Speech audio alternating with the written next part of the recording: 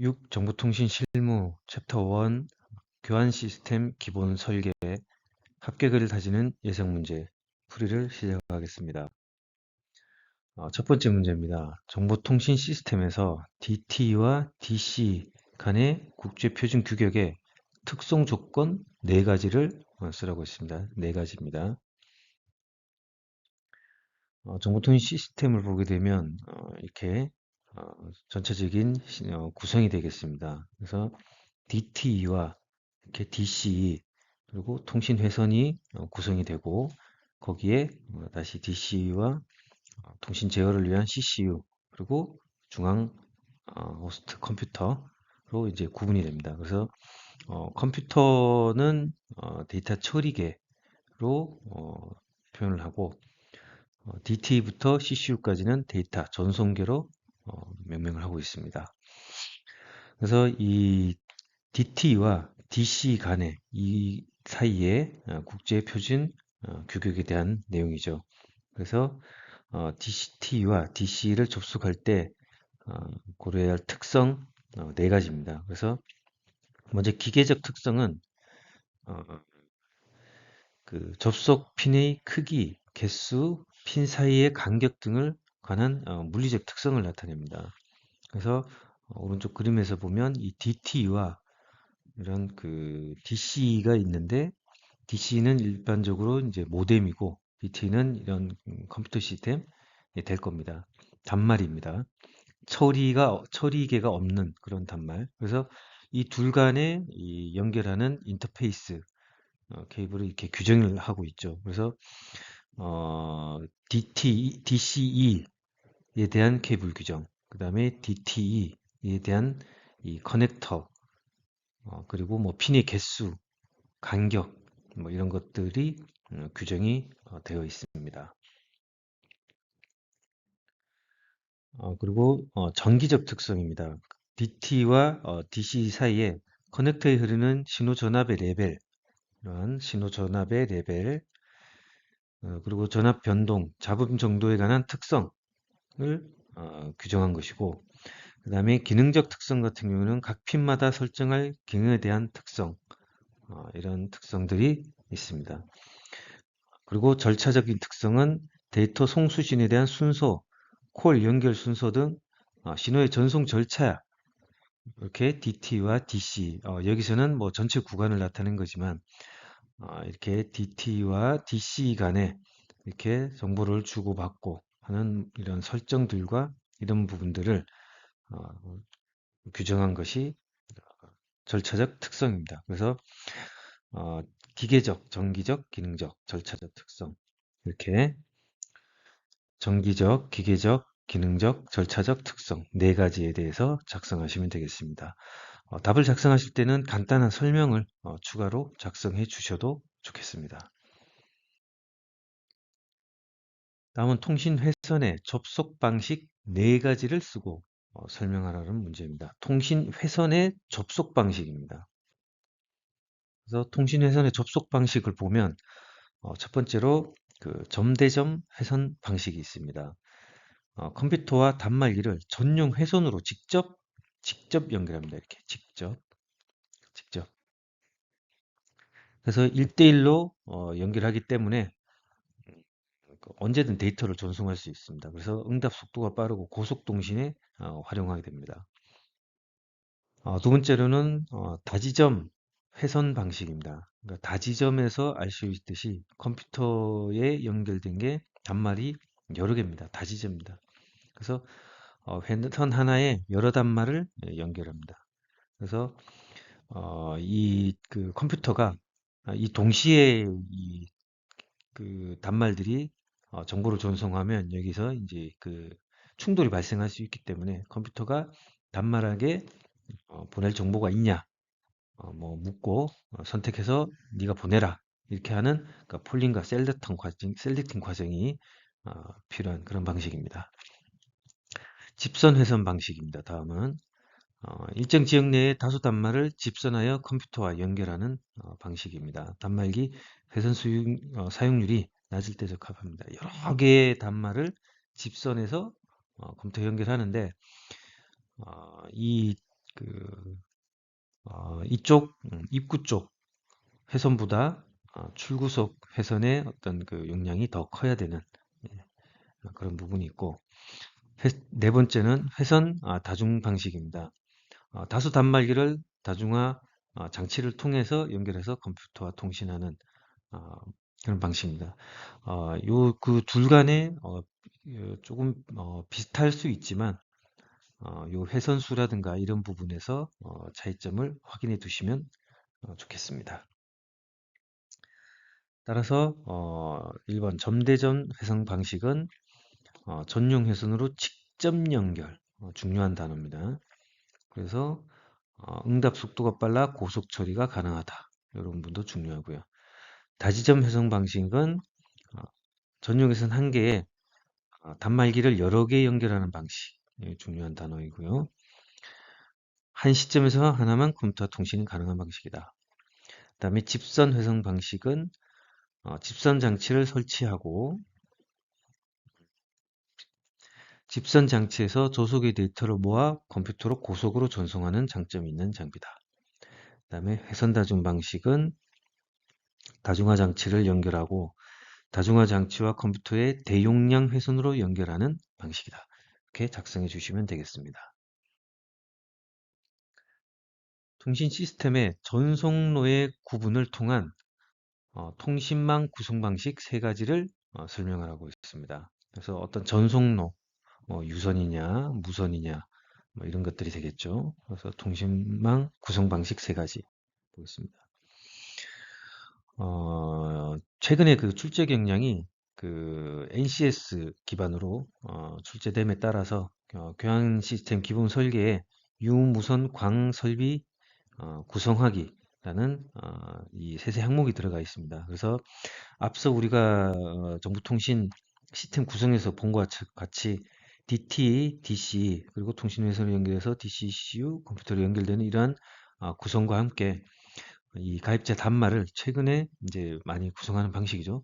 이 통신 사업자 통신 장치와 연결하는 방식입니다. 그래서 이런 그 유선을 이용할 거냐, 직접 선으로 아니면 뭐 무선을 이용할 거냐, 아니면 이 광 케이블을 이용할 거냐. 그래서 각각의 방식을 알아두시면 되겠습니다. 그래서 유선, 무선, 광. 유선 통신망 같은 경우는 유선 선로가 연결되는 방식. 그다음에 무선은 안테나, 위성 등을 통해서 무선 전파를 이용하는 방식. 그다음에 광은 광 케이블을 이용한 방식. 물론 이제 광은 유선 통신망 안에 포함되기도 할 것입니다. 다음은 XDSL로 통칭되는 디지털 가입자망 접속 방식 중 세 가지만 쓰라고 했습니다. XDSL, 이 X라는 거는 뭐 ADSL도 될 수 있고 뭐 SDSL도 될 수 있고 VDSL도 될 수 있고 여러 가지가 있죠. 예, 풀이를 보겠습니다. X 어떤 DSL 통신 가입자망 방식은 이 기존의 동선을 이용한 가입자 선로 고도화 기술입니다. 그래서 케이블을 새로 까는 것이 아니라 기존에 이제 설치되어 있는 동선을 이용해서 이 통신을 내용량 통신을 하기 위한 그런 가입자망 서비스죠. 그래서 기존 가입자 동선을 사용해서 비디오, 영상 등 메가 bps급 데이터 속도로 정보를 전송하기 위한 방식입니다. 그래서 보통 그 케이블 하나에 이 업스트림과 다운스트림을 이 주파수 대역을 나누어서 이렇게 해서 나누어서 통신하는 방식을 쓰고 상향, 하향 이 비대칭 방식을 쓰기 때문에 다운로드 속도가 더 빠른 그런 어떤 서비스를 제공하는 것이 DSL 방식이 되겠습니다. 그래서 보게 되면 단말 같은 경우에는 모뎀을 통해서 붙게 되고 전화도 이렇게 붙게 되는데 예전에 집에 보면 조그만한 이런 그 스플리터라는 장비가 붙어 있었습니다. 이렇게 해서 통신에서 이제 서비스를 제공하는 방식이죠. 음, 그리고 뭐 ADSL, VDSL 이런 부분들이 이 접속 방식, 연결하는 방식에 따라서 이제 구분돼서 서비스를 제공하게 됩니다. 그래서 ADSL 같은 경우에는 그 Asymmetric Digital Subscriber Line, 그러니까 비대칭이라는 뜻입니다. 이 단어가 비대칭.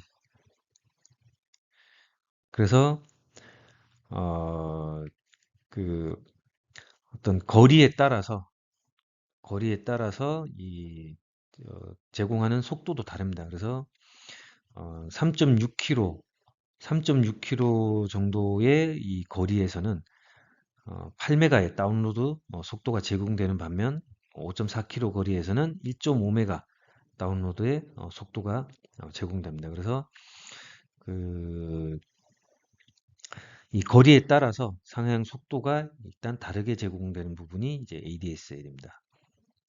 그리고 CAP, DMT 이런 변조 방식을 쓰고 있고 인터넷과 VOD 서비스를 제공하고 비대칭 서비스 이렇게 제공하는 기술이 되겠습니다.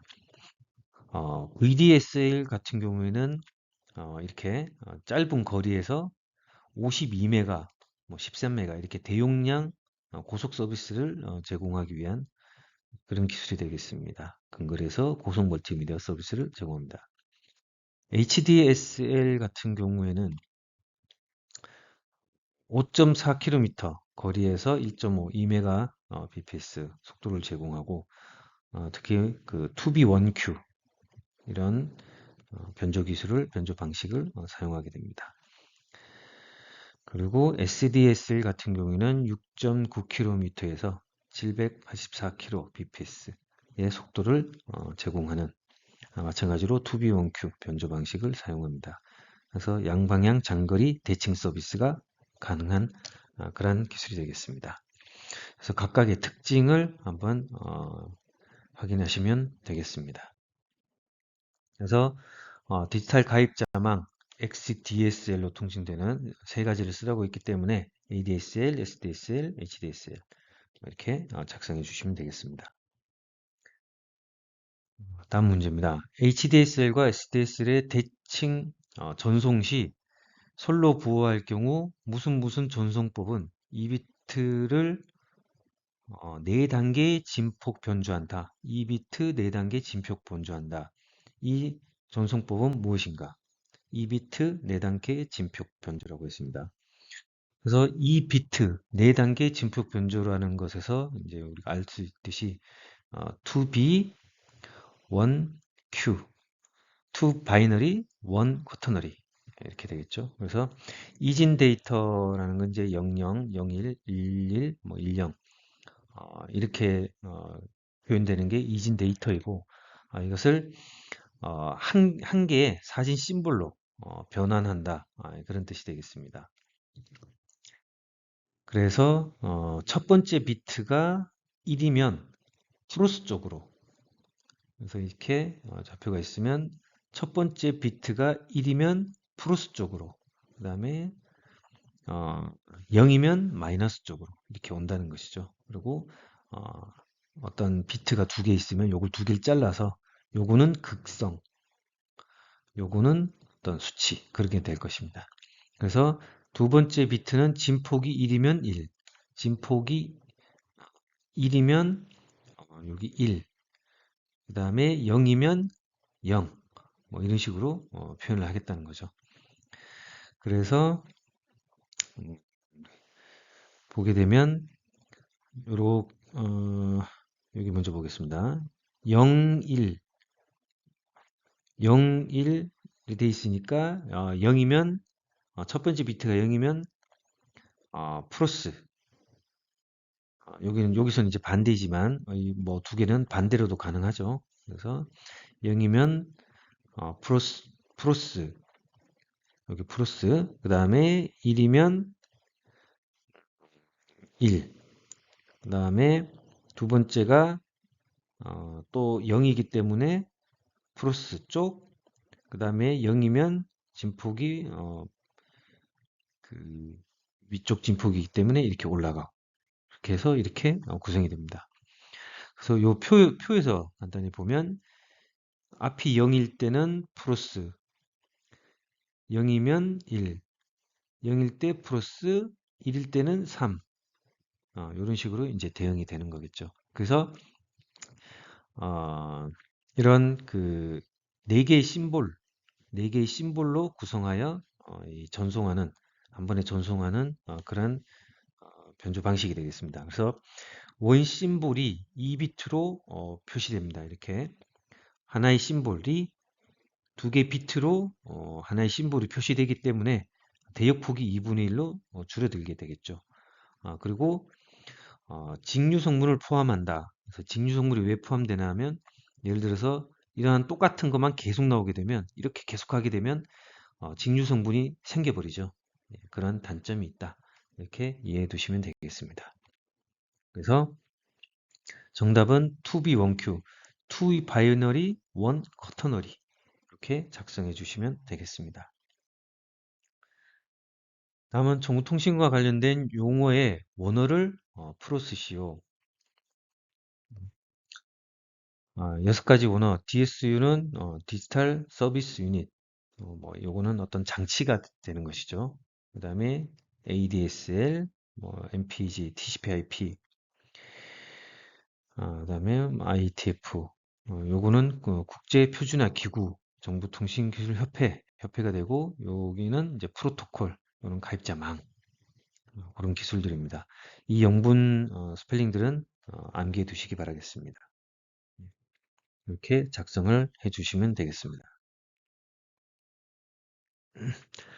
다음 괄호 안에 알맞은 말을 넣어서 완성하라고 했습니다. RIP, Routing Information Protocol, 라우팅 프로토콜일 겁니다. 는 무엇을 이용하는 가장 대표적인 라우팅 프로토콜로 뭐뭐라는 것을 무슨 수를 모아놓은 정보를 근거로 무슨 테이블을 작성하는 것이다. 이런 예제가 주어졌습니다. 내용을 보겠습니다.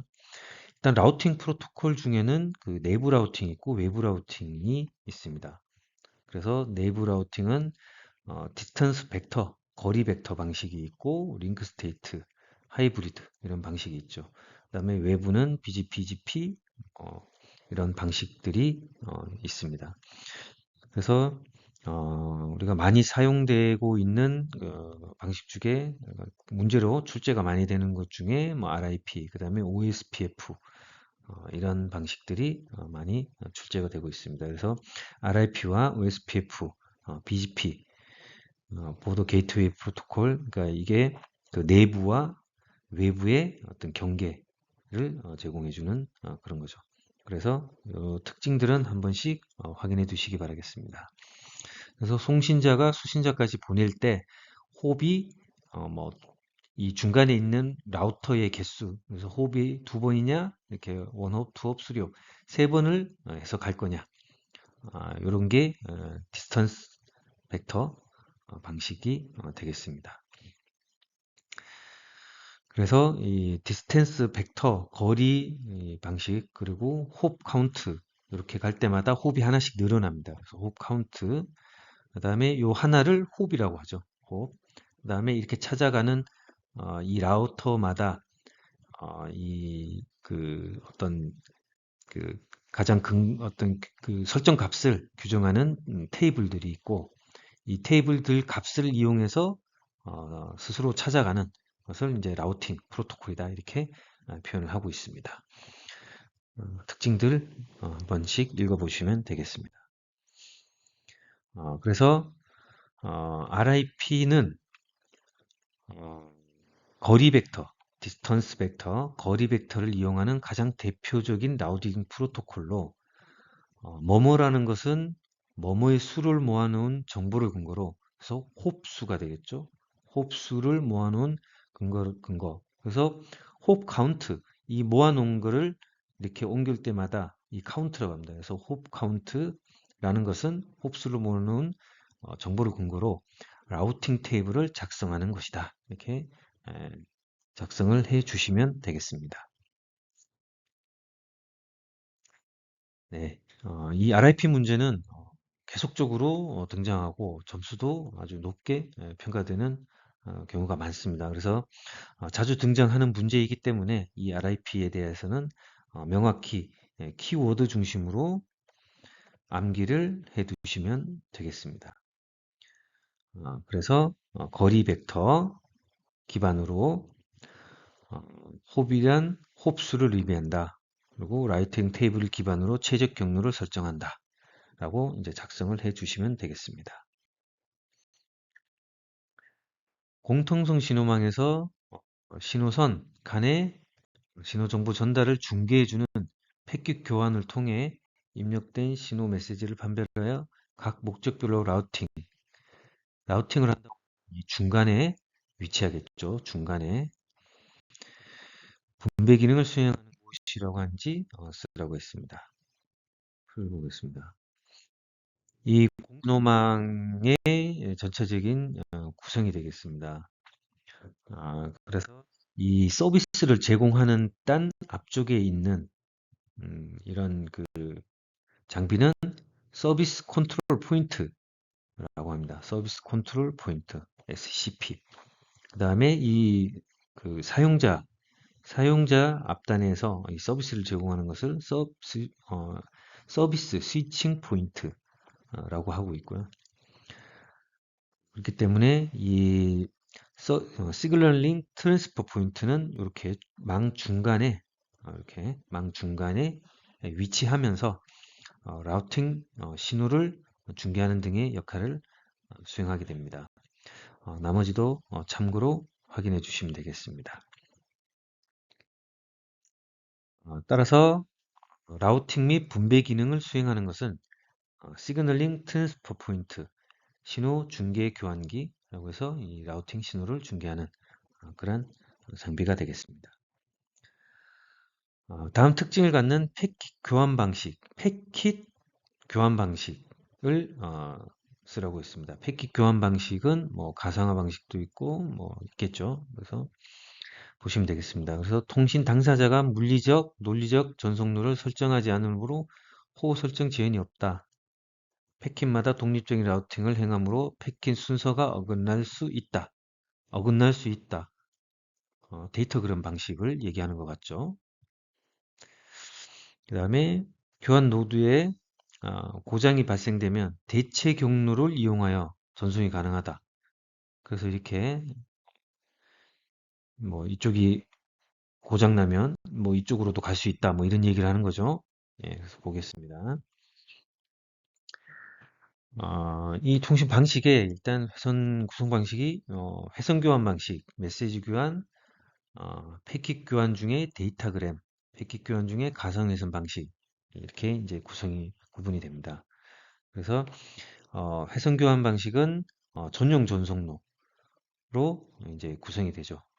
그래서 전체 전송을 위해서 전송로가 설립이 됩니다. 그리고 이 고정된 대역폭으로 전송하는 그런 특징을 가진 방식입니다. 그다음에 메시지 교환 방식은 이런 교환기가 있고 각 메시지마다 전송로가 설립돼서 각자 다른 경로로 이렇게 날아갈 수 있겠죠. 메시지 전송에 지연이 발생할 수 있습니다. 그런 방식이고 패킷 교환 데이터그램 방식은 전용 전송로가 없습니다. 그리고 패킷 단위로 메시지를 전송하고 그래서 그 패킷이 도착할 때까지 이 패킷들이 저장돼야 됩니다. 왜냐하면 순서를 다시 섞어야 됩니다. 마지막에 그런 방식이고 패킷의 전송 지연 그러니까 오는 경로가 어디냐에 따라서 지연이 발생할 수도 있겠죠. 예, 그런 방식입니다.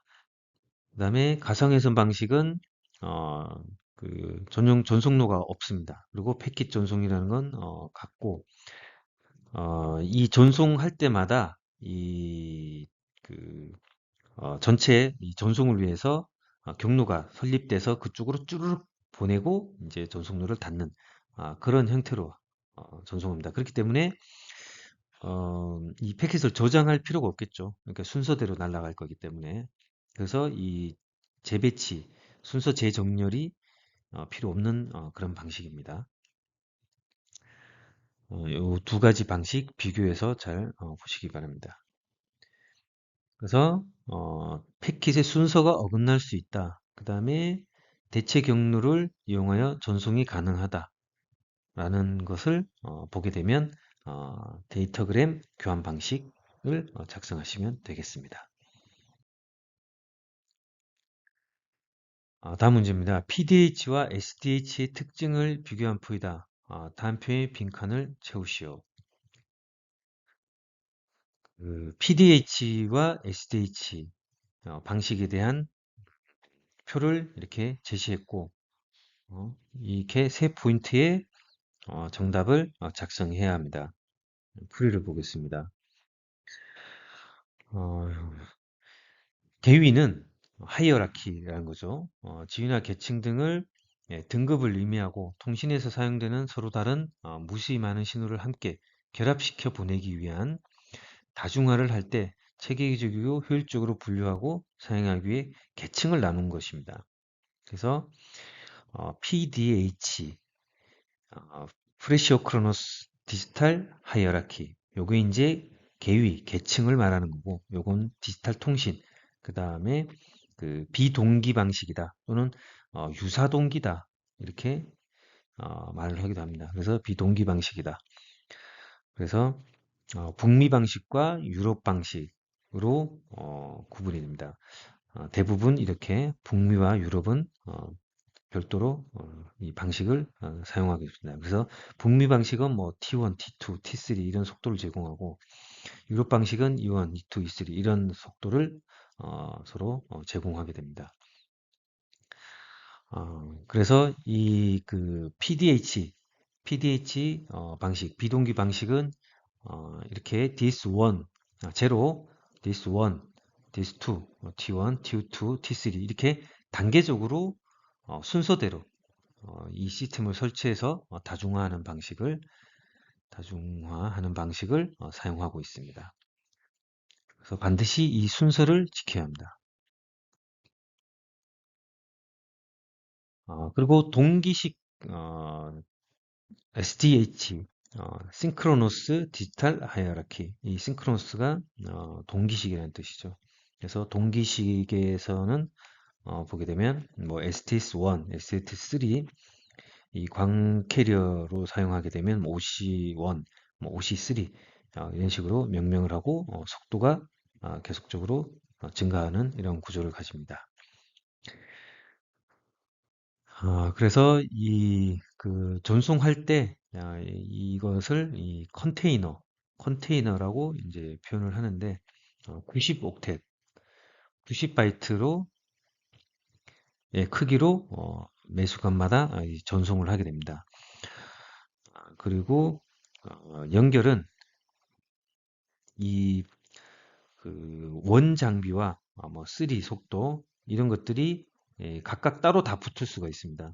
우리가 그 PDH에서는 T1 장비 뒤에 T2 장비 그 다음에 뒤에 T3 장비 이렇게 무조건 순서대로 붙었어야 합니다. 그렇지만 이 동기식 전송 방식에서는 어, 이렇게 그런 어떤 그 레벨과 상관없이 붙을 수 있는 연결될 수 있는 그런 구조를 제공합니다. 그래서 요거는 90옥텟 요거는 그 북미에서 쓰는 소넷 방식 되겠고 270옥텟 270바이트 방식은 유럽에서 사용하는 그런 방식이 되겠습니다. 그래서 PDH와 SDH는 각각의 특징들이 있습니다. 한번 읽어보시고 확인해 두시면 되겠습니다. 그래서 PDH는 동기화는 비트 방식, 그 다음에 프레임 주기는 120호 마이크로세컨마다 일정하게 아까 말씀드린 이런 컨테이너를 일정한 이런 125 마이크로세컨드 시간 단위마다 동기식으로 전송을 하게 되는 것이죠. 그 다음에 PDH는 기본적으로 망동기는 비동기입니다. 이렇게 작성을 해 두시면 되겠습니다. 다음 문제입니다. 기존에 설치되어 있는 공용의 전송망을 임대 후에 특별한 서비스를 제공하여 그 가치를 높여 제공하는 사업자를 무엇이라고 하는가? 보시면 한국통신과 같은 회선을 소유하고 있는 사업자로부터 통신회선을 빌려 독자적인 통신망을 구성하고 고도의 통신 부가 서비스 새롭게 구성한 통신망을 지칭한다고 했습니다. 그래서 벤 사업자가 미국에서 등장해서 이렇게 세계로 뻗어져 나갔고, 벤은 같은 업종의 기업 간 정보 교환을 통해 공동으로 업무 처리를 할 수 있도록 변환 장치를 사용하여 기존의 다른 단말들 간의 정보 교환도 가능하게 한다. 이런 특징들이 있습니다. 그래서 결론적으로 전기통신 사업자로부터 회선을 차용 빌려서 고도의 통신 처리 기능 부가 서비스를 붙여서 3자에게 판매하는 통신망 벤 서비스 사업자, 부가가치 서비스 사업자라고 명명하면 되겠습니다. 그래서 부가통신 사업자, 벤 사업자, 는 부가가치 통신망 사업자라고 작성을 해 주시면 되겠습니다. PDH, SDH의 북미 방식, 채널 수, 전송 프레임 비트 수, 전송 속도, 앞신 방식을 나열하시오라고 하는 문제입니다. 일반적으로 우리가 그 PCM 통신 이 방식을 사용하게 되면 PCM 방식에서는 이러한 압축이라는 과정이 발생합니다. 그래서 압축 방식 중에 이 북미에서는 뮤 방식, 그 다음에 유럽에서는 A 방식을 각각 사용하게 됩니다. 그래서 북미 나스 방식과 세프트 방식에 대한 내용 확인하시면 되시겠습니다. 그래서 이 다중화하기 위해 앞서 PDH 방식, 디지털 비동기식 디지털 계위 우리가 공부했었습니다. 그래서 확인하시면 되겠습니다. 그래서 전송되는 이 하나의 멀티프레임은 이런 식으로 이제 구성이 되어 있고, 여기에는 그 한 개 프레임을 보게 되면 24채널로 되어 있고, 첫 번째는 동기 비트, 그러니까 비동기식이지만 이 타이밍을 맞춰야 되기 때문에 이 동기 비트가 들어가게 됩니다. 그래서 한 프레임의 속도는 193비트입니다. 그래서 이 7비트와 동기 비트 하나, 그 다음에 24채널로 이제 구성이 되기 때문에 총 193비트의 전송 속도를 제공하게 됩니다. 그래서 한 개의 채널 8비트로 구성이 되고 6번, 12번 프레임을 제외한 각 채널의 비트는 이렇게 이렇게 전송이 되고 6번, 12번 여기 있죠. 6번 그 다음에 12번 에서는 맨 마지막 비트가 신호 비트입니다. 이렇게 전송이 되게 되겠습니다. 요거는 7-7 플러스 1은 6번, 12번 비트에 해당됩니다. 나머지는 8로 계산해 주시면 되겠습니다. 그래서 북미 방식의 채널 수는 24채널 방식, 그 다음에 전송 프레임 비트 수는 193비트 총, 그리고 전송 속도는 1.544 메가bps, 그 다음에 앞신 방식은 뮤 법칙, 북미 방식이죠. 북미 방식에서 15전선씩을 사용하고 있습니다. 광전송망 다중화 구성 방식 세 가지를 쓰고 간단히 설명하라고 했습니다. 광다중화라는 것은 이러한 그 하나의 광 케이블 안에 서로 파장이 웨이브랭스 디비전 멀티플렉싱. 그래서 이 파장이 서로 다른 것들을 다른 파장을 이렇게 다중화해서 전송하는 그런 방식이죠. 그래서 뭐 CWDM, 콜스 웨이브 디비전 멀티플렉싱, DWDM, 덴스 웨이브랭스 디비전 멀티플렉싱, 뭐 UDWDM 이런 방식들로 이제 구성이 되게 됩니다. 그래서 CWDM은 그 콜스 웨이브랭스 디비전. 그래서 되게 듬성듬성 해서 당연히 이 DWDM보다는 저속이겠죠. 예. 그래서 CWDM 같은 경우는 채널 간격이 20나노미터. 그다음에 DWDM은 덴스 웨이브랭스 디비전 멀티플렉싱. 그래서 아주 밀집한데 많은 파장을 보낼 수 있는 그런 방식입니다. 그래서 CWDM은 뭐 파장이 뭐 8개 뭐라면 DWDM은 뭐 80개의 파장까지 이렇게 조밀하게 전송을 하게 됩니다. 그래서 고속 전송이 가능하죠. 최근에는 뭐 해저 광 케이블 같은 곳에는 UDWDM이 사용되는데 160개 이상의 파장을 전송합니다. 그래서 수 테라bps까지 전송하는 그런 기술들이 적용되고 있습니다. 그래서 콜스 WDM, 그다음에 WDM, 덴스 WDM 각각의 특징들 암기해 두시면 되겠습니다. 그래서 CWDM, WDM, DWDM, WDM이 기본이 될 것이고 CWDM은 파장수 각각 확인하시고 속도 간단하게 암기해 두시면 되겠습니다. 구내에 구축되는 정보통신 설비를 세 가지 이상 쓰라고 했습니다. 구내, 건물 내겠죠. 정보통신 설비라고 했습니다. 보겠습니다. 이 구내의 정보통신 설비입니다. 전체적으로 도식화해 놓은 그림으로 그려놓은 것이고요. 구내의 정보통신 설비, 설치되는 설비를 보면 음성통신 설비, 뭐 전화라든가 방송, 인터폰 뭐 이런 것들이 있겠죠. 그 다음에 영상통신 설비, TV 공시청 설비라든가 CCTV 이런 것들이 있고 전기 기계 설비, GPS를 이용한 전기 시계 설비, 대형 건물에 들어가면 이제 이런 시계들이 있죠. 그 다음에 주차 간제 설비, 차량 진출입로에 있는 그런 설비들도 있고 미디어 표출 시스템, 이런 걸뭐 DID 등 모니터를 이용해서 설치한 그런 설비들도 있습니다. 보통 엘리베이터 안에 많이 설치되어 있죠. 그 다음에 원격 검침 설비, 엘리베이터 자동 호출 설비, 출입 통제 설비 이런 것들이 구축되게 됩니다.